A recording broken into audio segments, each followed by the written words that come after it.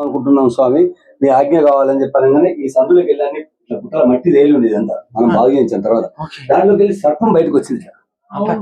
అంటే బ్లెస్డ్ అంటే స్వామివారు ఆశీర్వదించాడని నేను చెప్పాను. మనం ఇక్కడనే గుడి కడుతున్నాం, ఇక ముచ్చట్లేదని చెప్పేసి అప్పుడు నిర్ణయం తీసుకున్నాను. ఎప్పుడు చూడండి, అయ్యో అయ్యో ఇది చాలా ఓల్డ్. దీంట్లోనే సర్పం వచ్చింది బయటికి. మీరు అర్థం చేసుకోండి, మా అబ్బాయి గుడి నా పక్కనే ఉండాలి. అందులోకి వెళ్ళి సర్పం బయటకు వచ్చేసి ఇప్పటికి బయట తిరుగుతుంటుంది కదా. సంకల్పం భగవంతుడు గమనిస్తారు కదా. అంతే అంతే. ఈ అనుగ్రహంతోనే ఈ దేవాలయం నిర్మాణం సంభుతామపి తదా సంపైతుగా